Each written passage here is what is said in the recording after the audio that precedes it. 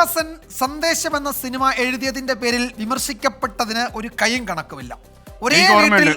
പക്ഷേ ആ സിനിമയുടെ പ്രസക്തി ഓരോ ദിവസം കഴിയും തോറും കൂടുതൽ ബോധ്യപ്പെട്ടുകൊണ്ടിരിക്കും. ഏതാണ്ട് 33 പതിറ്റാണ്ട് കഴിഞ്ഞ് 33 വർഷമായി ആ സിനിമ. അത് നൽകുന്ന സന്ദേശം കൂടുതൽ ശക്തിപ്പെട്ടുകൊണ്ടിരിക്കുന്നു. അതെ. അപ്പോൾ ആ സന്ദേശം സിനിമയിലേതുപോലെ ഒരേ വീട്ടിൽ 2 രാഷ്ട്രീയക്കാർ വരുന്നതിന്റെ അക്കഥ ആവർത്തിക്കുകയാണ് ഇങ്ങ് തൃശ്ശൂർ പൂങ്കുന്നത്തെ മുരളി മന്ദിരത്തിൽ.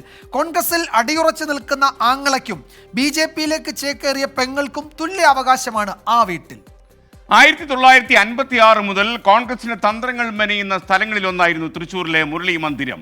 കെ കരുണാകരന്റെ വേർപാടിന് ശേഷം ഇവിടെ ആളുകളില്ലാതായി തിരക്കൊഴിഞ്ഞു. എന്നാൽ ഇപ്പോൾ വീണ്ടും അവിടെ ആളും മാരവും വന്നപ്പോൾ വിരുദ്ധ പാർട്ടിക്ക് ഉള്ളിലുള്ളവരാണ്, അതായത് 2 കക്ഷിയിൽ വിശ്വസിക്കുന്ന ആളുകൾ ഒരേ മേൽക്കൂരയ്ക്ക് കീഴിൽ കഴിയുകയാണ് മുരളി മന്ദിരത്തിൽ. സന്ദേശം അവിടെ ആവർത്തിക്കപ്പെടുന്നു. അതെ, നമുക്ക് ആ റിപ്പോർട്ട് ഒന്ന് കാണാം. അതെ, തൃശ്ശൂർ പൂങ്കുന്നത്തെ ഇക്കാണുന്ന മുരളി മന്ദിരത്തിന്റെ ഗേറ്റ് പതിവ് പോലെ തന്നെ തുറന്നിട്ടിരിക്കുകയാണ്. എന്നും ഈ വാതിലുകൾ കടന്നെത്തുന്ന ചർച്ചകൾ ഒരാശയധാരയിലൂന്നിയുള്ളതായിരുന്നു. ലീഡർ കെ കരുണാകരന്റെ ലെഗസി പേറേണ്ടവർ 2 ആശയധാരയിലെത്തിയതോടെ സമാനതകളില്ലാത്ത പ്രതിസന്ധിയിലൂടെയാണ് മുരളി മന്ദിരവും കടന്നുപോകുന്നത്.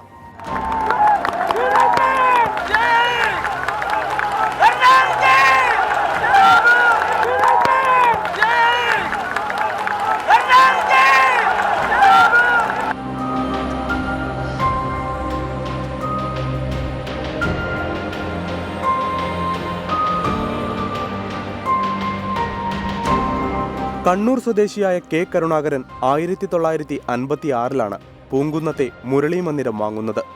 മണ്ണുത്തിക്കടുത്ത് വാടകയ്ക്ക് താമസിച്ചിരുന്ന കെ കരുണാകരനു വേണ്ടി മുരളി മന്ദിരം കണ്ടുപിടിച്ചത് സന്തത സഹചാരിയായ ബാലനായിരുന്നു. വാങ്ങുമ്പോൾ അതൊരു ചെറിയ വീടായിരുന്നു. 3 തവണ പുതുക്കിയാണ് ഇപ്പോഴത്തെ രൂപത്തിലെത്തിയത്. 1954-ലാണ് കെ കരുണാകരന്റെയും കല്യാണിക്കുട്ടിയമ്മയുടെയും വിവാഹം.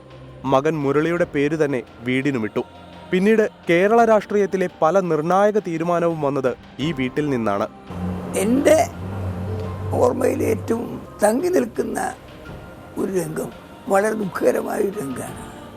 എന്നും ചിരിച്ചും സജീവമായി കമൻറ്റുകൾ അടിക്കും, പ്രവർത്തകരെ ഉത്തേജിപ്പിക്കുകയും ചെയ്യുന്ന അന്തരീക്ഷത്തിൽ കല്യാണിക്കുട്ടിയമ്മ ഭരിച്ച സാഹചര്യത്തിൽ ശോകമൂകനായി നിറഞ്ഞ കണ്ണുകളോടെ ആകെ ദുഃഖപരവശനായി ഇരിക്കുന്ന ദയനീയമായ രംഗമാണ് എൻ്റെ മനസ്സിൽ തങ്ങി നിൽക്കുന്നത്. കരുണാകരൻ കോൺഗ്രസ് വിട്ടപ്പോഴും നേതാക്കൾ അദ്ദേഹത്തെ കണ്ടിരുന്നത് മുരളി മന്ദിരത്തിലാണ്. കരുണാകരനെയും ഭാര്യ കല്യാണിക്കുട്ടിയമ്മയെയും സംസ്കരിച്ചതും ഇവിടെ തന്നെ. കരുണാകരനെത്തിയാൽ എല്ലാ മുറികളിലും കോൺഗ്രസുകാർ നിറയുമായിരുന്നു. കരുണാകരൻ മുഖ്യമന്ത്രിയായിരിക്കുമ്പോൾ 2 തവണ മന്ത്രിസഭായോഗവും ഈ വീട്ടിൽ ചേർന്നിട്ടുണ്ട്. കരുണാകരന്റെ കാലശേഷം മുരളിയുടെയും പത്മജയുടെയും കൂടിക്കാഴ്ചകളുടെ വേദിയായി ഈ വീട്. കരുണാകരൻ മകൻ മുരളിക്കും മകൾ പത്മജയ്ക്കുമായി നൽകിയ പൂങ്കുന്നത്തെ മുരളി മന്ദിരം ഇപ്പോൾ വ്യത്യസ്ത രാഷ്ട്രീയ ചേരിയിലുള്ളവരുടെ പൊതു ഇടമാണ്.